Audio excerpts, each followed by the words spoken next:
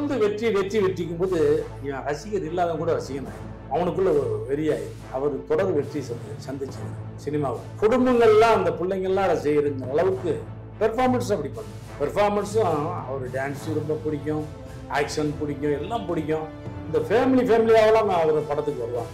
அவர் அந்த நம்பிக்கை இந்த மாதிரி மாநாட்டுக்கு நிறைய பெண்கள் வர்றாங்க வைக்கிறாங்க. சொல்லப்போனா நானே விஜய் ரொம்ப ரசிப்பேன். அவர் படம் டான்ஸ் இதெல்லாம் ரொம்ப ரசிப்பேன். பிள்ளைங்கெல்லாம் பார்க்கும்போது ரசிப்பேன். போனேன், விஜய் பல வரவேற்றாரு, காப்பிலாம் சாப்பிடுன்னு சொல்லிட்டு சில அப்படி சொல்லுவேன்.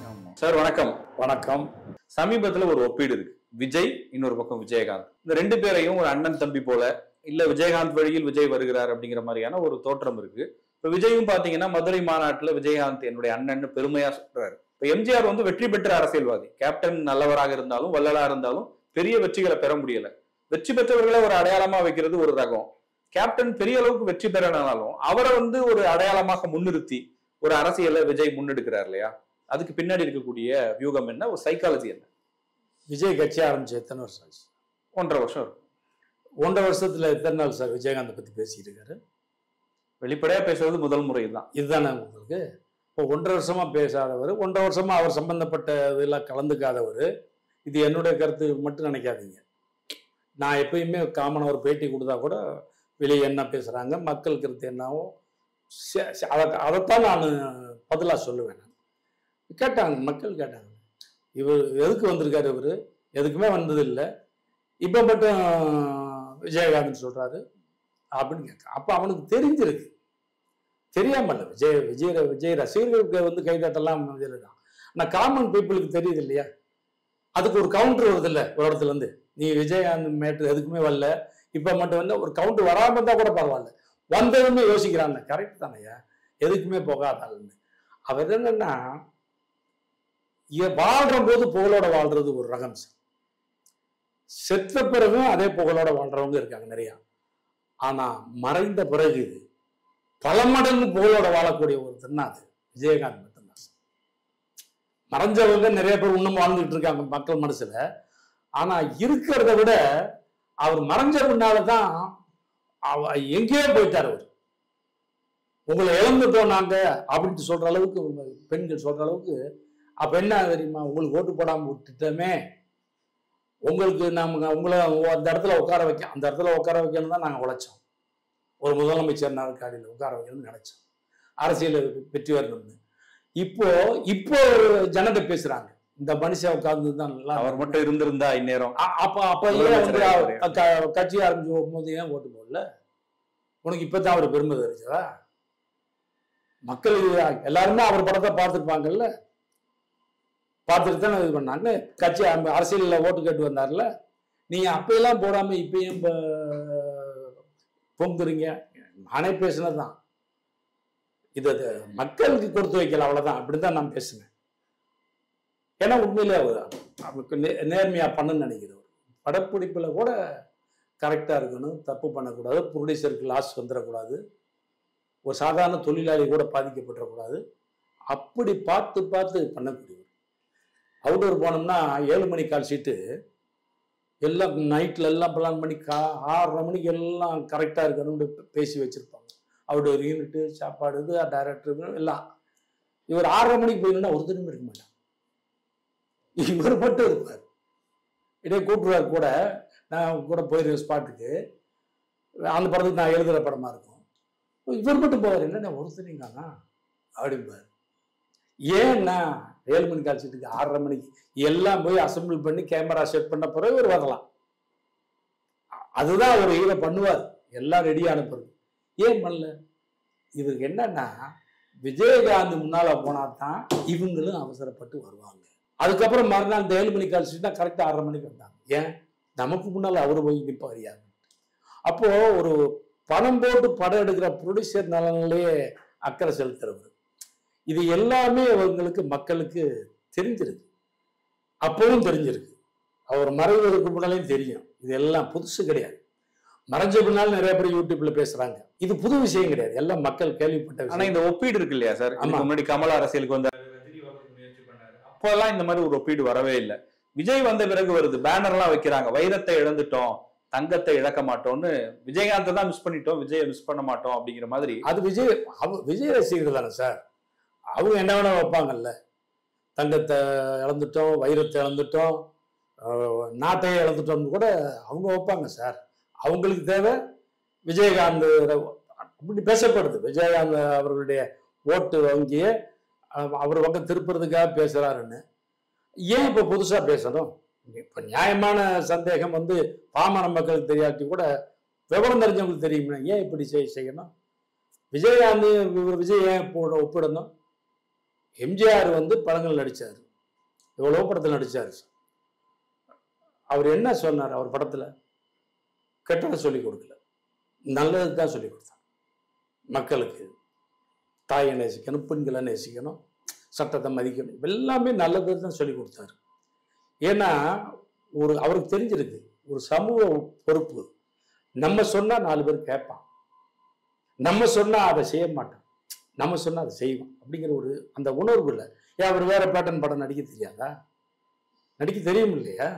இருந்தாலும் ஏன் அவருக்கு எழுதின பாடல் எல்லாம் பார்த்தீங்கன்னா, அவர் எழுதின பாடல் எல்லாம் பாருங்க சார்.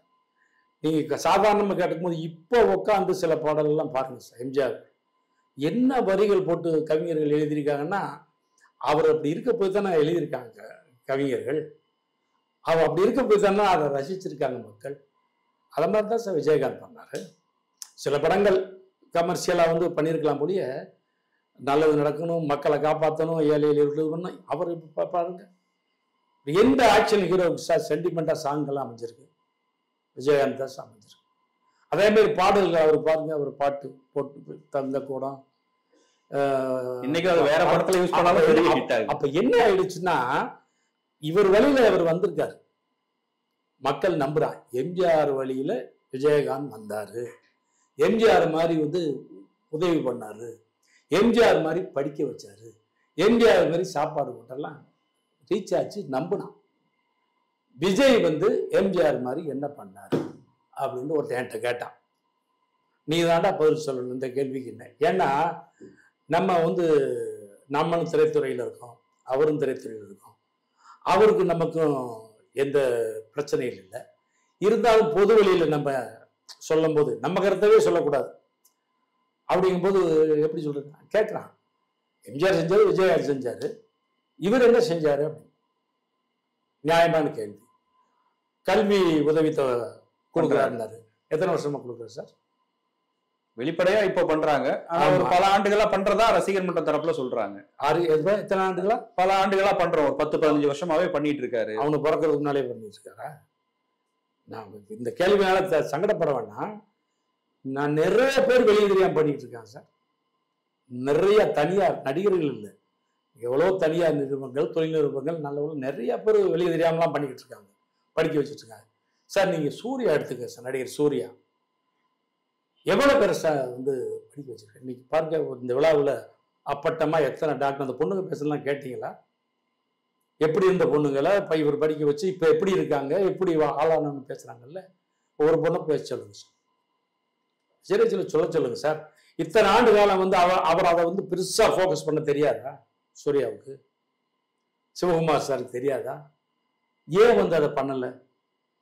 ஒரு ஆத்ம திருப்தியா நம்ம சம்பாதிக்கிறோம், மக்கள் கொடுக்குறாங்க, அந்த மக்களுக்கு வந்து நம்ம செல்வாக்க வச்சு பண்றதுல ஒரு ஆத்ம திருப்தி.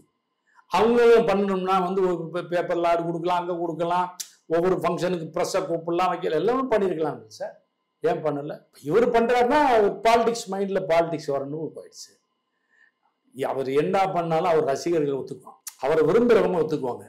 காமன் பீப்புள் யோசிப்பாங்கல்ல, இது வரைக்கும் அவர் பண்ணல, இப்ப மட்டும் பண்றாருன்னு சார். சில நண்பர்கள் என்கிட்ட வருத்தப்படுறாங்க, சில முக்கியமானவங்கலாம்.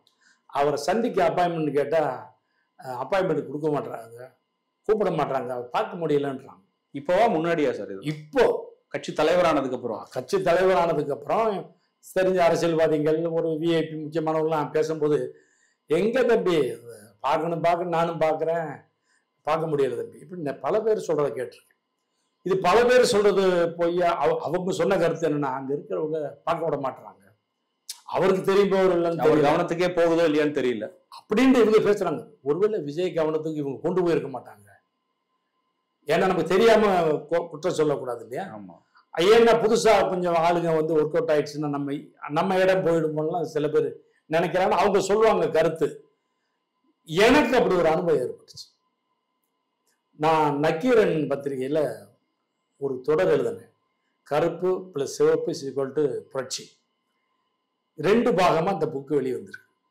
முதல் பாகம் விஜயகாந்த் சார் இறக்குறப்போ அவங்க என்ன பண்ணாங்க, ஒரு பாகத்தை விஜயகாந்த் சார் அட்டைப்படம் போட்டு அரசியல் முதல் அதிகாரம் முதல் அரசியல் வரை அப்படின்னு ஹெட்டிங் போட்டு விட்டாங்க. 2வது பாட்டு அப்படின்னா அட்டைப்படம் வந்து நான் வந்து கடைசியில் அந்த தொடரை முடிக்கும் போது விஜய் அவர்களை பற்றி, அவருடைய அரசியலை பற்றி, அரசியலில் ஏதோ நம்ம வந்து அறிவுரை இல்லை, மனசில் தோன்ற சில விஷயங்களை பற்றி சொல்லி அந்த ஆர்டிக்கலை முடிச்சிருந்தேன். அவரை பற்றி எழுதுனதுனால என்ன பண்ணிட்டாங்க, இந்த பாருங்க, காட்சியும் கட்சியும் விஜயகாந்த் விஜய்.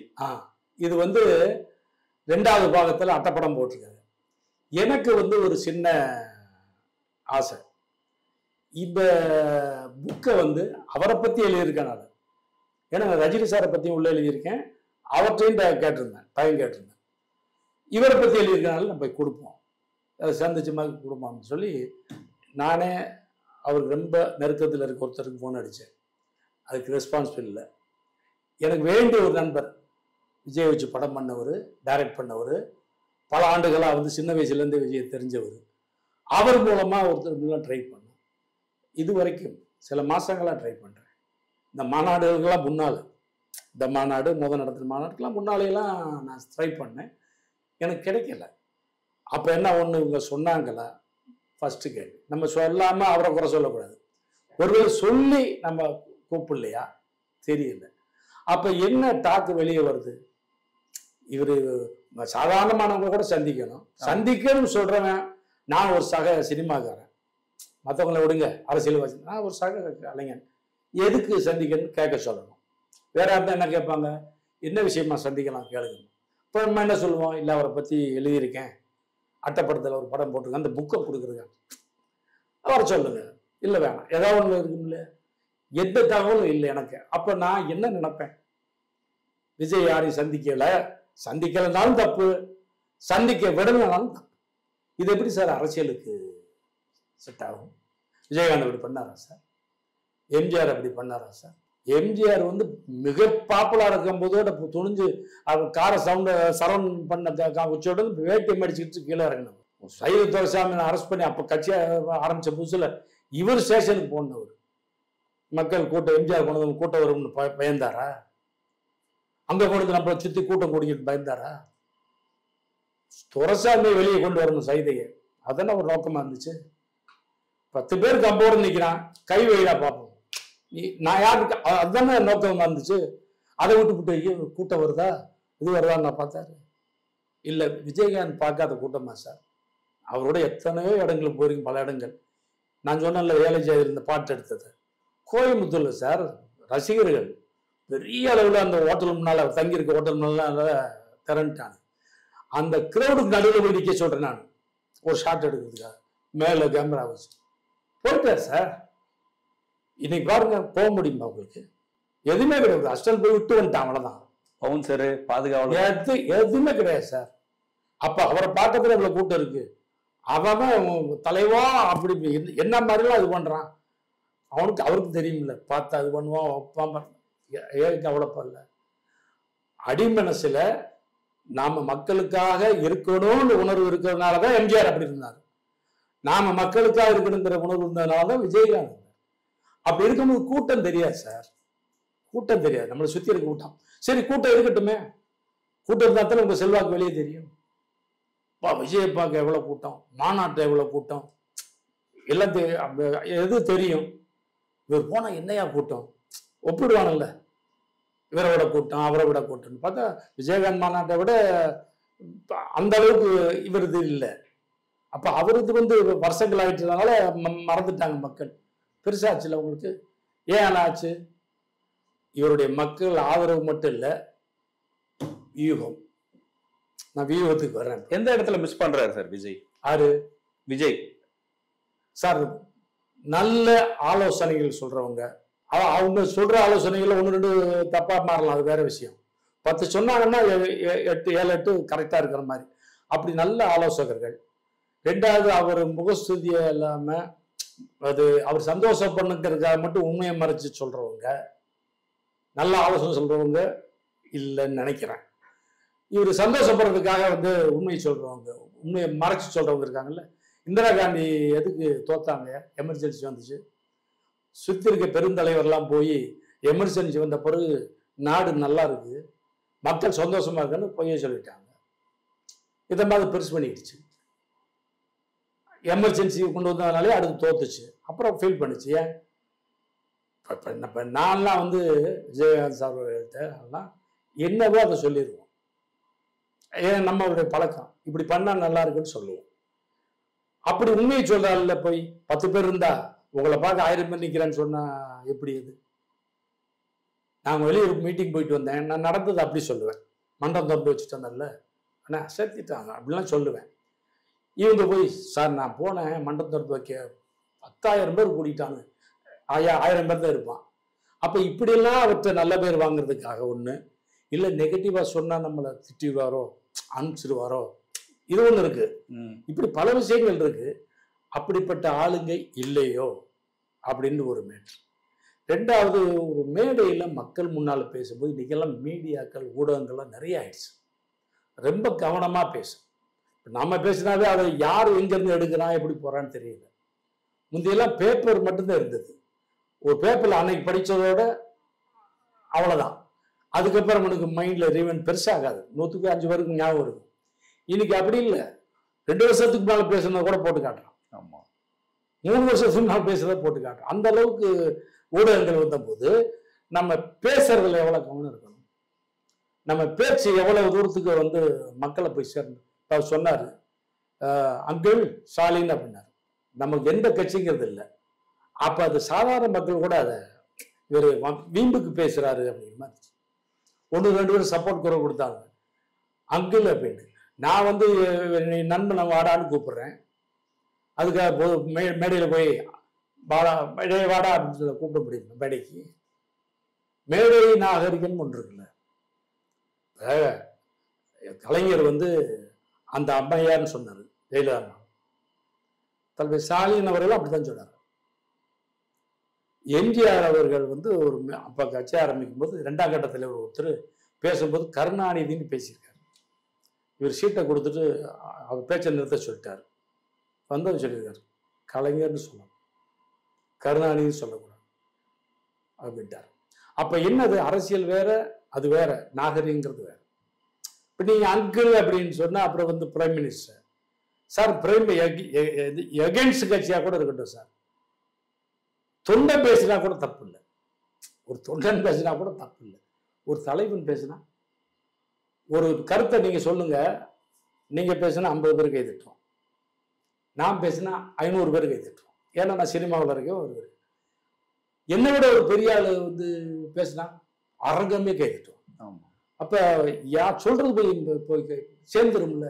அதை எப்படி நீங்கள் மாற்றுவீங்க? தங்கு செழிப்பாயிடுச்சு, தப்பாக சொல்லிட்டேன், நல்ல அங்கிருந்து தான் நான் கூப்பிடுவேன், சொல்ல முடியுமா?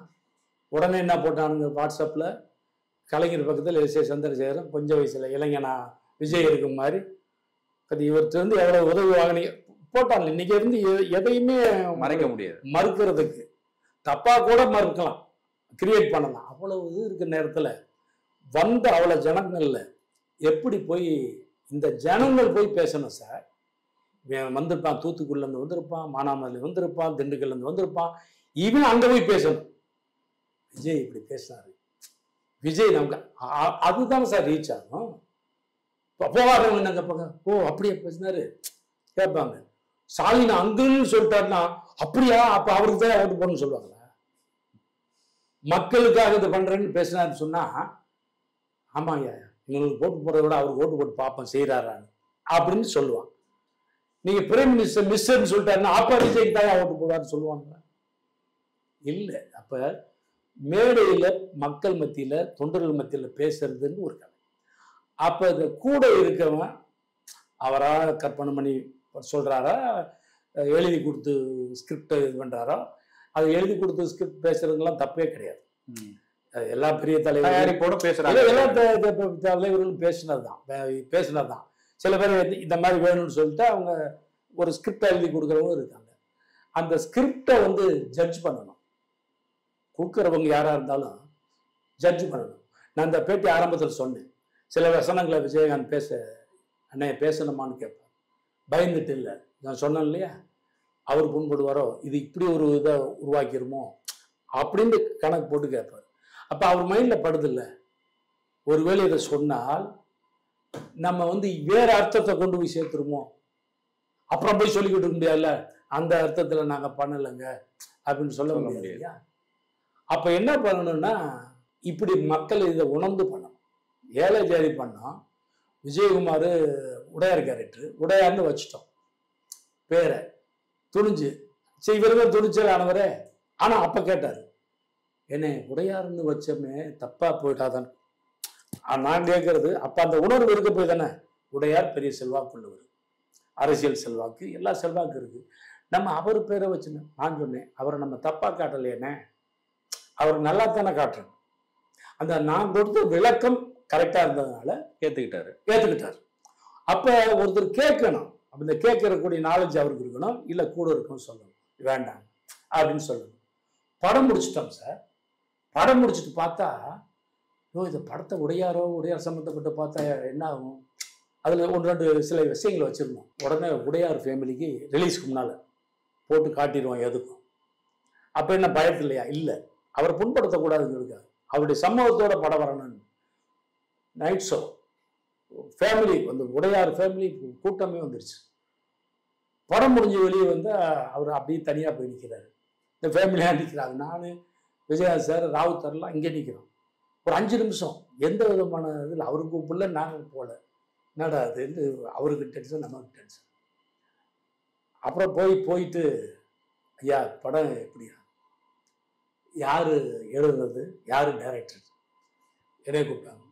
இவருதான் இல்லையா, நாளை காலைல 10 மணிக்கு வீட்டுக்கு வாங்கிட்டேன். சொல்லுங்க, 10 மணிக்கு இங்கே சொல்லியிருந்தா பிரச்சனை இல்லை. நாளை காலைல 10 மணிக்கு வீட்டுக்கு போகணும்னா நம்ம என்ன நினைக்கிறது. ஆனால் 10 மணிக்கு போனேன் சார், வந்து உட்கார்ந்தாரு. தம்பி நல்லா பண்ணியிருக்கீங்க அந்த, ஏன்னா அதில் 2 பிரச்சனையான டைலாக் வச்சுருந்தேன்.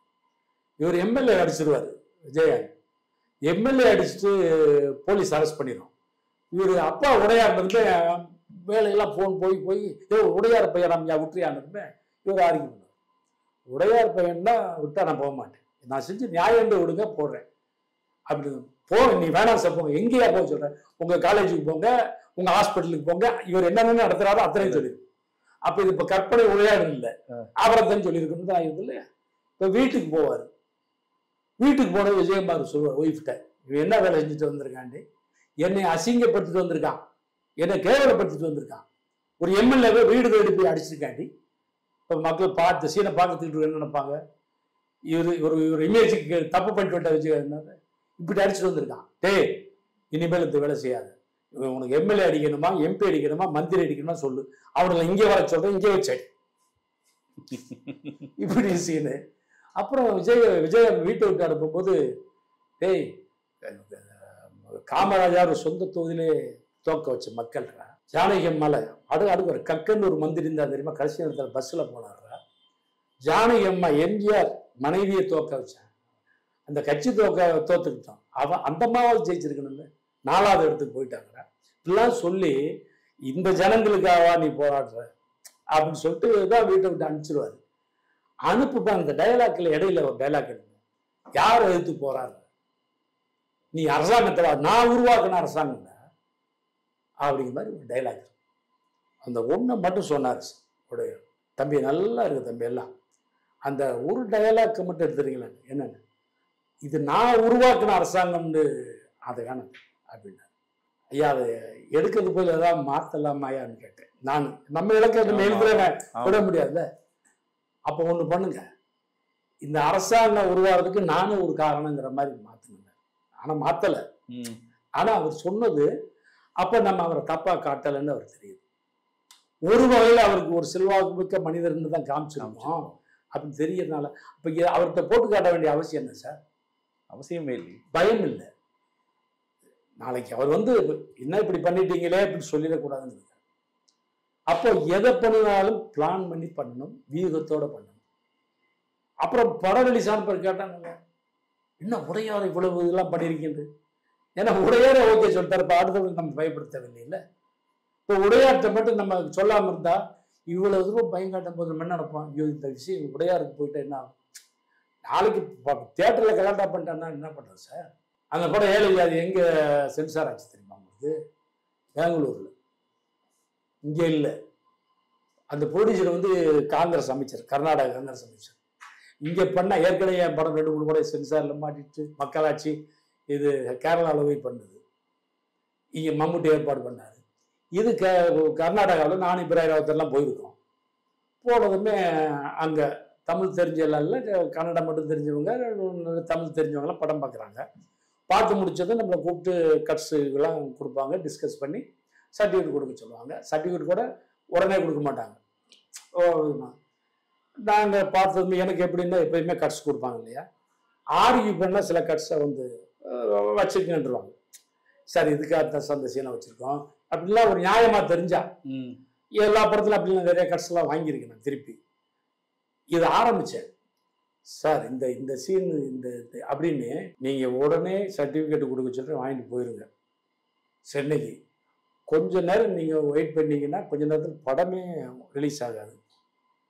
அவ்வளோ பிரச்சனை மேலே நடந்துக்கிட்டு இருக்கு. தெரிஞ்சு வச்சு போருக்கு. நாங்கள் பெங்களூருக்கு இந்த பேட்டியை கொண்டு வந்திருக்கோம்னு சென்சாருக்கு இங்கே உள்ள சென்சார் ஆஃபீஸருக்கெல்லாம் தெரிஞ்சு அதில் ஏதாவது பிரச்சனை ஆயிருமான்னு சொல்லிட்டு உடனே எடுத்து போங்க. நாங்கள் கட்ஸு போனாலும் பரவாயில்லன்னு சொல்லி கூப்பிட்டாக்கு நான் ராவத்தூர் ஓகே சொல்லிட்டு வந்தேன். அப்போ என்ன பண்ணுறதுங்கிறது ஒரு இது இருக்குல்ல, இது எங்கே கொண்டு போய் சென்சார் பண்ணுறது. இப்போ நம்ம போய் இங்கே கொடுத்துருந்தா படம் சிக்கலாயிருக்கு. ஆமாம், உடையாட்டை காட்டாமல் வந்திருந்தாலும் சிக்கல். எப்பயுமே நீங்கள் சொல்லிட்டு செய்யுங்க சார், இதை நான் பண்ணிக்கிறேன்னு சொல்லுங்கள், சரி ஓகே அப்படின்றீங்க. நீங்கள் சொல்லாமல் செஞ்ச போது எங்கிட்ட ஒரு வார்த்தை உங்களை அறியாமல் ஒரு இது வரும். அதுதான் அரசியல்லையும் பண்ணணும். அரசியல் நாகரிகம் எப்படியோ அதை பண்ணணும், மேடையில் என்ன பேசணுமோ அதை பண்ணணும், மக்களுக்கு என்ன கருத்து சொல்லணுமோ அது போய் சேரணும். அது போய் சேராமல் வந்து இப்போ நிறைய பேர் என்ன சொல்கிறாங்கன்னா, அவர் சினிமா வசனம் மாதிரி பேசிட்டார். அப்படிதான் தெரியும். ஜெய்ங்கிற ஒரு சினிமா பெரிய மாஸ் ஹீரோ பேசும்போது என்ன பேசலாம் அப்படி தெரியும் சார். ட்ரெண்டில் வித்தியாசப்படுத்திடலாம் சார், பேசுகிற துணியிலேயே வித்தியாசப்படுத்திடலாம். போறியா இல்லையா, போடா இதே வார்த்தையா, போப்பா போ, இப்படின்னு ரெண்டு ஒரே மேட்ரு தான். சொல்ற விதத்தில் என்னன்னா அவரு கொதிச்சிருப்பாரியா, நல்ல வேலை சாப்பிட்டா சொல்லி அனுப்பிச்சாருங்க. மேட்ரு என்ன, நீங்க நிக்காத போங்கிறது வித்தியாசம் இருக்குல்ல சார். அப்ப எதை சொல்லி மக்களை இருக்கிறது அப்படிங்கிறது இருக்குல்ல. இப்ப ஒரு விமர்சனத்துக்குள்ளதான் ஆயிடுச்சுல. சாணி தலைவரை பத்தி பேசியது, அவரை பத்தி பேசுறதெல்லாம். ஏடிஎம்கே என்ன சொன்னாரு, ஏடிஎம்கே தொண்டர்கள்லாம் இப்ப ரொம்ப கலங்கி போயிருக்காங்க. எம்ஜிஆர் தொண்டர்கள்லாம் எப்ப சொன்னா எம்ஜிஆர் தொண்டர்கள்லாம் போயிடுவாங்க பின்னால. சார் நான் பழகுன வரைக்கும் சார், நான் ஏடிஎம்கேல பயணப்பட்டேன். ஆமா, நான் பழகுன வரைக்கும் ஒன்றும் எம்ஜிஆர் நினைச்சு அந்த எம்ஜிஆருக்காக ரெட்டலையில என்ன நடந்தாலும் அங்கதான் இருக்குன்னு சொல்ற எத்தனையோ பிறகு பாக்குறேன் சார். அப்ப நீங்க சொன்னதை இப்ப இவ்வளவு சொல்ற தொண்டை நீங்க சொன்னதுனால போயிடுவானா? இப்ப அந்த தொண்டனுக்கு தெரியும் இங்க கட்சியில என்ன நடந்துகிட்டு இருக்கு, என்ன பிரச்சனை நடந்துகிட்டு எல்லாம் தெரியும். ஏன் போயிட வேண்டியது டப்பு டப்புன்னு போகாம நிக்கிறான்ல, காங்கிரீட்டா இருக்காங்கல்ல. எடப்பாடியார் தலைவர் ஏத்துக்கிட்டு நிக்கிறான்.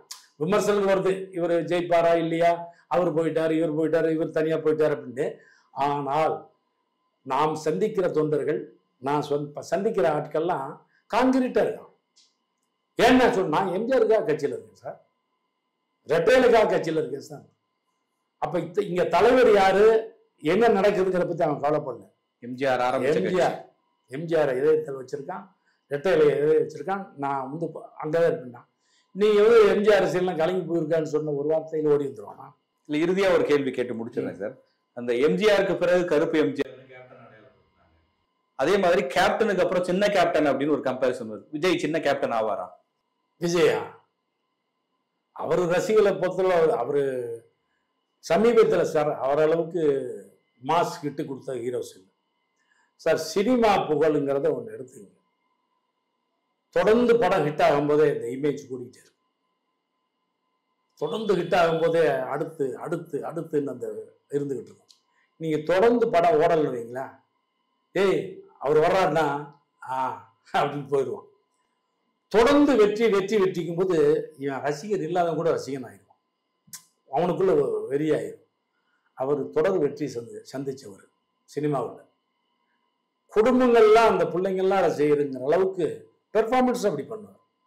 பெர்ஃபார்மன்ஸும் அவர் டான்ஸு ரொம்ப பிடிக்கும், ஆக்ஷன் பிடிக்கும், எல்லாம் பிடிக்கும். இந்த ஃபேமிலியாவெல்லாம் அவர் படத்துக்கு வருவாங்க.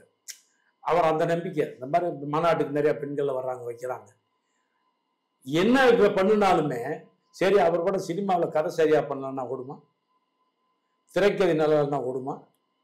அதானே அரசியல். ஒரு கதையை நல்லா பண்ணல, திரைக்கதை நல்லா பண்ணலாம் போது, ஒரு படம் ஓடாத போது, சரியா பேசல, கரெக்டா பேசல, என்ன பேசணுமோ அதை பேசலாம் போது எப்படி ஓடும்? அது வேணும் சார். அது ஒரு நான் படிச்சதை சொல்றேன். ஒரு நிர்வாகம் ஒருத்தன் எப்படி இருந்து ஒரு ஆபீஸ், இந்த ஆபீஸ்ல ஒருத்தன் ஒரு லெட்டரை ஜிஎம் சொல்லியிருக்காரு, டைப் பண்ணிட்டு வர்றான். அதை வாங்கி பார்க்குறாரு. யோ என்ன டைப் பண்ணிட்டு வந்துருங்க, எவ்வளவு ஸ்பெல்லிங் மிஸ்டேக் பாரு. இதை பார்த்தான்னா இதே கொடுக்க மாட்டேன் நமக்கு, போய் வேற அடிச்சுட்டு வாங்க.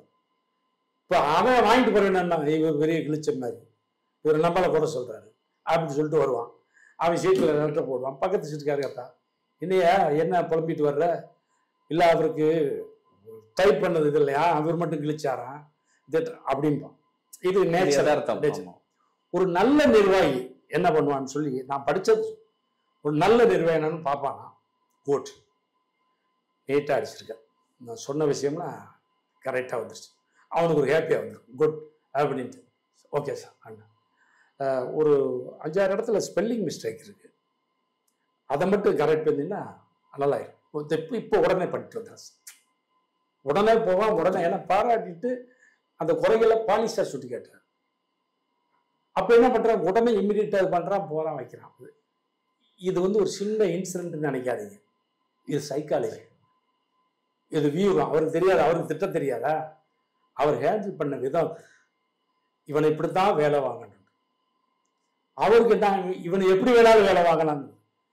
ஆக வெறுப்பை சம்பாதிச்சுட்டான்ல ஒரு ஜிஎம், ஒரு ஊழியரோட இன்னொரு ஜிஎம் என்ன பண்றான், அந்த தெய்வம் என்ன தப்பு பண்ணா கூட அவர் திட்டமாட்டாரு, அவ்வளவு அழகா எடுத்து சொல்லுவாரு. இது இருக்கு இல்லையா சார், ஒரு சின்ன மேட்ருக்கு இவ்வளவுலாம் நடக்கும்போது ஒரு அரசியலுங்கிறது சாதாரண விஷயமா சார்? இப்ப வரைக்கும் செல்வாக்கு இருக்கும், எலெக்ஷன் 2 மாசம் முன்னால ட்ரெண்டே மாறி, நிலைமையே மாறினாலும் மாறும். இது சின்ன கேப்டன்லாம் சண்முக பாண்டியன் சின்ன கேப்டன் சொல்லிட்டு இருக்காங்க, விஜயகாந்த் பையனை. இந்த கேப்டன் பிரபாகரன் 2ல அவர் தான் நடிக்கணும் அப்படின்னு சொல்லி சின்ன கேப்டன் அவர்னு அவர் கட்சிக்காரங்க தொண்டர்கள் சொல்லிக்கிட்டு இருக்காங்க இல்லையா. சின்ன கேப்டன் அதுல உங்களுக்கு ஒரு பேர் இருக்கு, தளபதி அதுண்டு, அதோட வாழ்ந்துட்டு போங்களேன். யாரையுமே சொல்லலாம் சூப்பர் ஸ்டார் ரஜினி சார், அவர் இருந்துட்டு போட்டு சூப்பர் ஸ்டாராகவே, அவர் நடிச்ச படத்தை விட இவங்க நடிச்ச படம் கலெக்ஷன் ஆகலாம், இருந்துட்டு போட்டும். டெண்டுல்கர் இருக்காரு, அவர் மிகப்பெரிய பாராட்டப்பட்ட கிரிக்கெட் பிளேயரு, எவ்வளவோ சதம் அடிச்சவர். சில நேரம் அவரும் டக் அடிச்சுட்டு போயிடுறாருல, அவர் டக் அடிச்ச கேம்ல ஒருத்தன் நல்லா செஞ்சுரி அடிக்கிறாங்க ஒரு பிளேயரு. ஆனா டெண்டுல்கர் இன்னைக்கும் பேசப்படுறாரு, அன்னைக்கு 100 அடிச்சவன் இன்னைக்கு எங்க இருக்குன்னு தெரியல பிளேயரு. அப்ப நிரந்தரமான புகழ், நிரந்தரமான திறமைன்னா அதுக்குண்டான பக்குவம் வேணும். இவர் நான் டக் அடிச்சுட்டு வந்துட்டோம், புதுசா வந்த பிளேயர் 100 அடிச்சுட்டான்னு வெக்கப்பட்டு உட்கார்ந்தாரா, கோவப்பட்டாரா, நம்ம இமேஜ் போச்சுன்னு டெண்டுல்கர் இது பண்ணாரா? இல்லை. விளையாட்டுல சில நேரங்கள் இப்படித்தான். அப்படி எடுத்துக்கிட்டதுனால தானே சார் அவரால் முடிஞ்சது. அதே மாதிரி அரசியல்லையும் சில விஷயங்கள் சார் அரசியல் சில விஷயங்கள் நடிக்கணும் சார். இன்னும் சொல்ல போனால் சில விஷயம் நடிக்கணும் என்னன்னா, ஒரு இயல்பான சில விஷயங்கள் இருந்தா கூட அது பொது வழியில காமிச்சு கூடாது. உங்க மேல கோபமா தனியா கூப்பிட்டு என்ன பண்ற நீ அப்படின்னு சொல்லிடலாம். நீங்க 10 பேர் பார்க்கும்போது நான் கோவிச்சேன் என்ன பண்ணுவேன், அந்த கட்சியில் இருக்க 10 லட்சத்தை அடிச்சுட்டானா அவருக்கு அப்ப கட்சி வீக்காயிடுது இல்ல. ஆமா. அப்ப நம்ம சொல்ற ஒவ்வொரு வார்த்தைக்குமே இன்னைக்கு நம்ம பதில் சொல்லணும். ஒவ்வொரு வார்த்தைக்கும் அது பர்டிகுலரா அரசியலுக்கு அது சாதாரண விஷயம் இல்லை. மிகப்பெரிய அறிவாளி கூட தோல்வியை தழுவான், மிகப்பெரிய புத்திசாலி கூட தோல்வியை தழுவான், மிகப்பெரிய கூட்டத்தை வச்சிருக்கவங்க கூட வியூகம் சரியா இல்லைன்னா. சொல்லப்போனா நானே விஜய் ரொம்ப ரசிப்பேன். அவர் படம் டான்ஸ் இதெல்லாம் ரொம்ப ரசிப்பேன், பிள்ளைங்கெல்லாம் பார்க்கும்போது ரசிப்பேன். இப்போ என்னால் 2 விஷயம் சொன்னல, நான் பார்க்க கேட்டேன். அப்போ சின்ன ஒரு வருத்தம் வருது. இப்போ பார்த்துருந்தா என்ன பண்ணியிருப்பேன், போனேன் விஜய் அவ்வளோ வரவேற்றாரு, காப்பிலாம் சாப்பிடுன்னு சொல்லிட்டு சிலர் அப்படி சொல்லுவேன். இப்போ என்ன பாரு அவ்வளோ வர ட்ரை பண்ணி கூட பார்க்க அப்படின்ட்டு வருது. அதே போல வந்து பேசுறதையும் பேசுவாங்க மக்கள். இவர் நான் இப்படி பேசுறேன், அவர் எவ்வளவு பேர் வயசானவர், அவர் போய் மரியாதை எல்லாம் பேசுறாரு, அது வந்துடும் சார். இதே மாதிரி அரசியல்ல இதெல்லாம் தாண்டி பல விஷயங்கள் இருக்குது. இன்னும் ஏன் அவரை மட்டும் திட்டுறாரு, ஏன் இவரை மட்டும் திட்டல கேட்பான்ல. 1 கோடி திட்டினவனு திட்டினாரு, சரி 1.5 கோடி திட்டினவனை ஏன் திட்ட மாட்டாரு? அதான் கேள்வி மக்கள். அப்ப என்ன பண்ணணும், அதை பேலன்ஸ் பண்ற மாதிரி திறமையா பேசணும். அவர் பொதுவாகவே தப்புக்கு எதிரானவர், லஞ்சத்துக்கு எதிரானவர், ஊழலுக்கு எதிரானவர் அப்படின்னு தெரியணும்னா நீங்க மக்கள் யார திமுக வந்து என்ன நினைப்பாங்க, ஏடிஎம்கே ஊழல் நினைப்பாங்க, ஏடிஎம்கே நினைப்பாங்க, திமுக ஊழல் நினைப்பாங்க, பாமக ஒவ்வொருத்தரும் ஒரு நினைப்பாங்க. இதுக்கு எல்லாம் பொதுவா வந்து எல்லாரையும் விமர்சனமிட்டு நான் இப்படி இருக்கேன் அப்படின்னு சொன்னா தானே அவங்களுக்கு இருக்கும். எத்தனை பேர் சார் 1000 பொய் சொல்லியாவது ஒரு கல்யாணம் பண்ணு அப்படின்ட்டு ஒரு பழமொழி இருக்கு. அதுக்காக சொல்றான்னு இல்லை. சில பேர் சம்பளத்தை கூட்டி சொல்றான், அவர் மாப்பிள்ளை அவன் 20,000 வாங்குவான், 70,000 வாங்குவார் சம்பளம். அவர் சொந்தத்துல 3 வீடு இருக்குமா, அவருக்கு அது அந்த ஹவுஸ் ஓனருக்கு 3 வீடு இருக்கும். இது எதுக்கு சொல்றேன்னா, ஒரு கல்யாணம் நடக்கிறதுல கூட அவன் நினைச்சது நடக்கிறதுக்கு ஒரு தரகன் வந்து அவெல்லாம் சொல்லி மேரேஜுக்கு அப்புறம் தான் தெரியும். சில பேர் மேரேஜுக்கு அப்புறம் இருக்காங்கன்னு இருந்தாலும் அந்த காலத்தில் சொல்லி வச்சுட்டான், பருவம் பார்த்து பயிர் செய். என்ன சொல்றான், நீங்க பருவம் தவறி பாரஞ்சி பயிற்சா பிரயோஜனம் இல்லை. நீ மழை அடிக்கிற நேரத்துல மாவு விற்க போகாத, உப்பு விற்க போகாத, காத்து அடிக்கிற நேரத்துல மாவு விற்க போகாத. மழை அடிக்கிற நேரத்துல உப்பு விற்க போகாத, காத்து அடிக்கிற நேரத்துல மாவு விற்க போகாது. ஏன்னா உப்பு கரைஞ்சிடும், மாவு பறந்துடும். அப்ப நீ என்ன பண்ணணும்னா, நீ அது எப்போ விற்கணுமோ அப்பப்போ கொண்டு போகணும்னு அர்த்தம். இது அரசியலுக்கு பொருந்துமா இல்லையா? 100% எல்லாமே சொல்லி வச்சிருக்காங்க சார் முன்னோர்கள். இது அரசியல் அந்த கால அரசியல் மாதிரி இல்லை சார். இப்ப எல்லாம் வந்து விசுவாசம்ங்கிறது எல்லா கட்சியிலையும் விசுவாசங்கிறது போயிடுச்சு.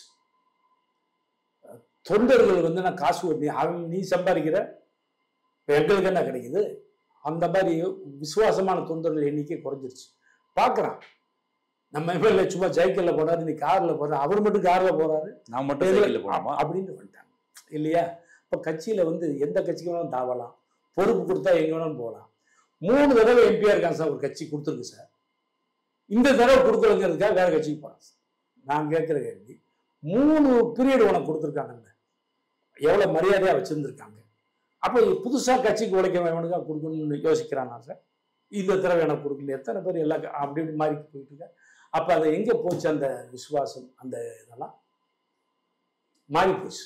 பொலிட்டிக்கல் டைனமிக்ஸே பொதுவாக மாறி போச்சு. மக்களே மாறிட்டாங்க சார். மக்கள் கூட என்ன இப்ப பாருங்க, காசு கொடுத்தாதான் ஓட்டு, அந்த அளவுக்கு கொண்டு வந்துட்டாங்க அரசியல். அவர் 1000 ரூபாய் கொடுத்தாரு, நீங்க எவ்வளவு தரீங்க அப்படின்னு. ஆமா சார், நான் வந்து இதே படங்கள் எல்லாம் எழுதிட்டேன். அதான் அன்னைக்கு எழுதுறது இன்னைக்கு எல்லாம் நடக்குது. முந்தியெல்லாம் வந்து பணம் கொடுத்தா மற்ற கட்சிக்காரன் புடிச்சு கொடுப்பாங்க சார்ந்து. இப்ப புடிச்சு கொடுத்தா வாங்க ஜனம் திட்டுறான், யோ அவன் கொடுக்குறான் நீ எதுக்கு டிஸ்டர்ப் பண்ற, போ நீ கொடுத்தா கொடு.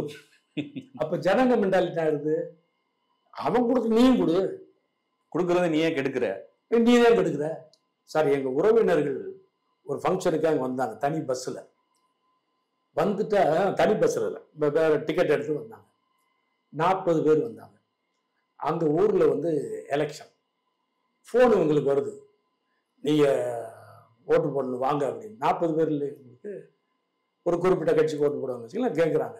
இவங்க நாங்கள் ஃபங்க்ஷனுக்கு வந்திருக்கோம் அப்படின்னு அவங்க கேட்குறாங்க. ஃபங்க்ஷனுக்கு வந்து ஈவினிங்கு இப்போ நைட்டு கிளம்பி வாங்க.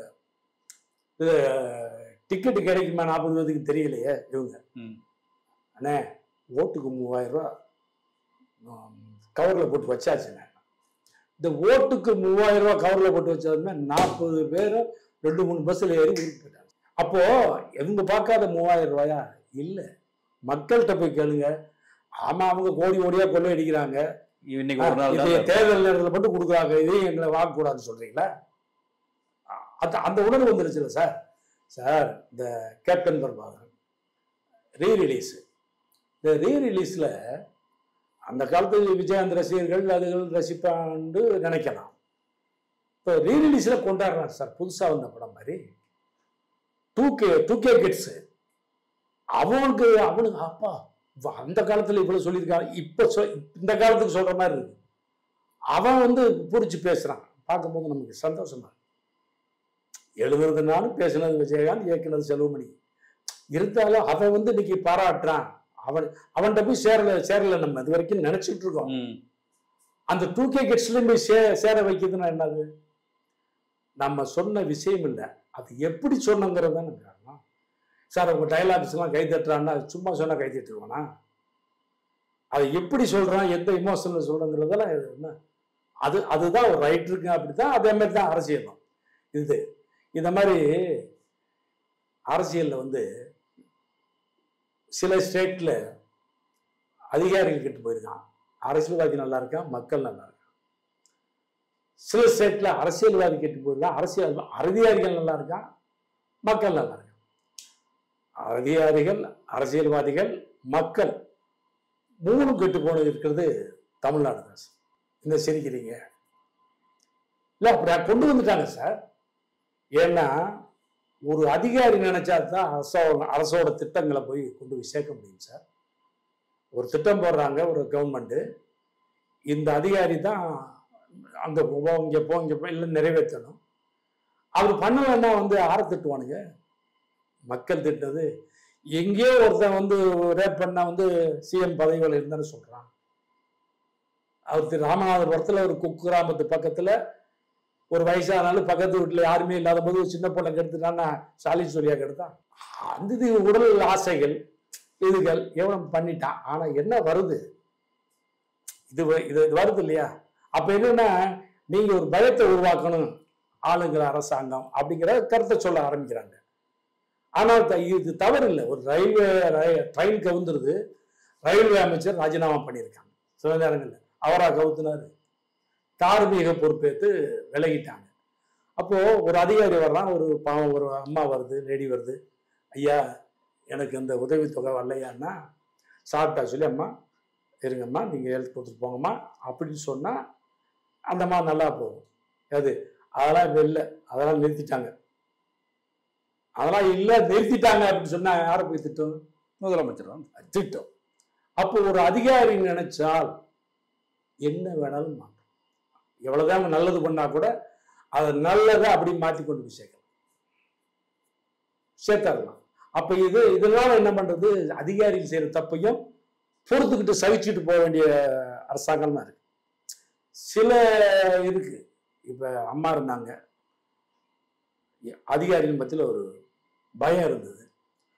கலைஞர் வந்து பயங்காட்டி அதிகாரிகளை வச்சிருக்கல, அவருடைய சாமர்த்தியத்தாலையும் நிர்வாக திறமையெல்லாம் வச்சிருந்தாரு.